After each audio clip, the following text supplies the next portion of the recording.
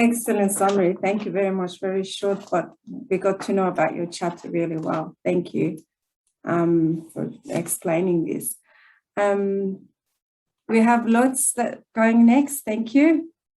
Yeah, great if it's possible, because maybe it makes like a line from Srimali to Theodota to our chapter, because we are also dealing with people with disability, digital skills, media literacy, but more from a real practical point of view, training point of view. So I will share my presentation. Do you see the presentation now? Did I share the right screen? Great. So our chapter is called Digital Skills for People with Disability, and it's about a concept for practice-oriented, blended online and face-to-face training for professionals working on digital inclusion and disability work. What do I have for you today? I will tell a little bit about myself, the authors, and the organization. Then, of course, what the chapter is about, mainly about the motivation, background, and context, and a little bit overview of the chapter. And as this is a training concept, we already have some practical experiences, so I can share a little bit of our first insights. And in the end, I want to sell this chapter to you by telling you what's in it for you. So let's start with the author. Unfortunately, my colleague Markus cannot be here today because he's ill. Markus and me worked together for a long time. Markus studied education, psychology, sociology in Frankfurt. Then he spent some time in managerial and executive positions in education, social services, and healthcare. And in the 90s, he was active in internal and external consultant of organizational change processes. And since 2001, he was a founder and also a research associate at EurekaNet, which I will tell a little bit about later, and where I'm also a member of the scientific staff. And Markus and me, we both also worked at Saxion University of Applied Sciences in the Netherlands in the Department of Social Work. Markus mostly focused on management and research, and I had some parts in development and research. I also did a PhD on blended, web-based, and face-to-face addiction treatment. So this is a little bit about a background. And our organizational background is EurekaNet. It's a small institute in Germany, founded in 2000. And we have project areas like lifelong learning, children, youth and young adults, gender and diversity, future of work, healthcare, and civic engagement. And the institute is more like a multi-professional network structure, and we mostly do project-based work. But on the other hand, Markus and me were also affiliated with universities. But what we contributed to this book was a concept for training, so really hands-on information. It's not a big theoretical piece. The motivation for this chapter was, of course, the COVID-19 pandemic, which brought digitalization up more than ever. And the background is a recent study in Germany about digital participation of people with disabilities. And one of the conclusions of this study was that future training of professionals in disability care is needed. So what we address with this training is not the people with disabilities it's themselves, but the professionals that work with them. And a part of the context that was that there was a specific request for continuing training from a regional provider of care services. So we also got we brought an offer to them. And finally, we came up with this kind of in-house training, which is described in this chapter.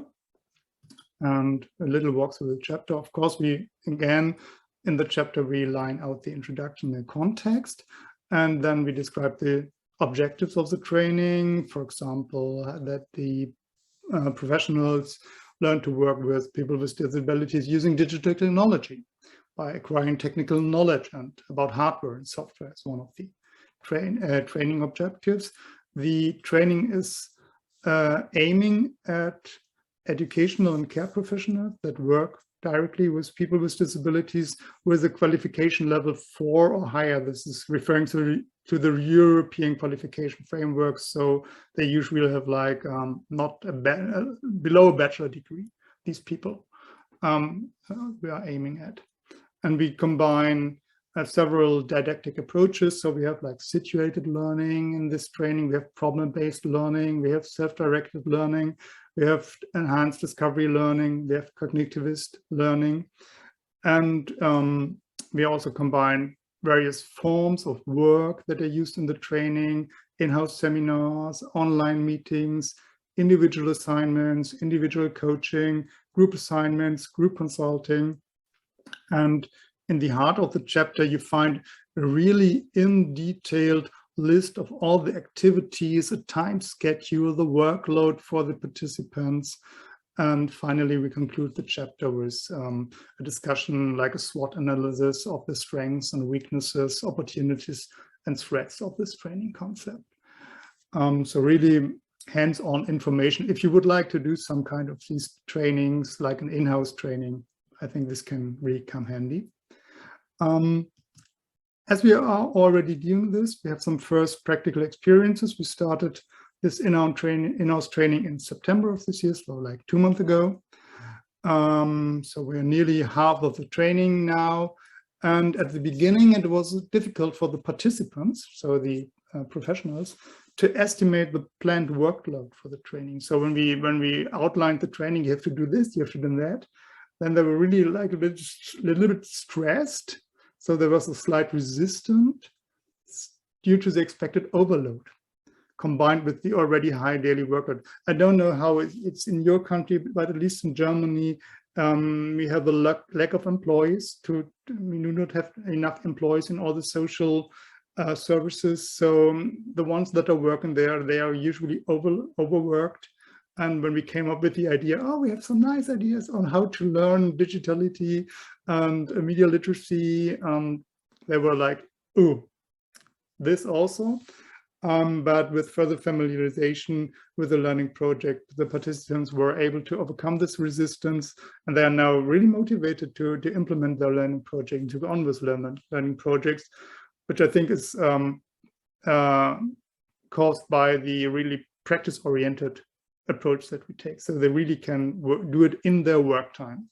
So from the trainer's point of view, from the developer's point of view, the design training is going very well. We did these kind of trainings before in other institutions, in youth work institutions, and so we're quite familiar with this kind of resistance.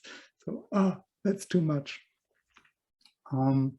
So finally, what's in it for you? If you go through this chapter, it offers you a training concept for professionals working with people with disability, and it addresses a relevant training need.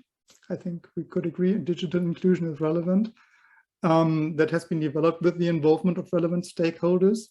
So it's really practice-oriented. It's really elaborated in detail. You can find a lot of lists and overviews. We use a variety of methods, online and offline mode, synchronous and asynchronous teaching, individual and group work, and it can be economically implemented in the training practice. And as far as I think it's promising, both in its theoretical basis and its initial practical experience that we already have. I hope I have sold it to you.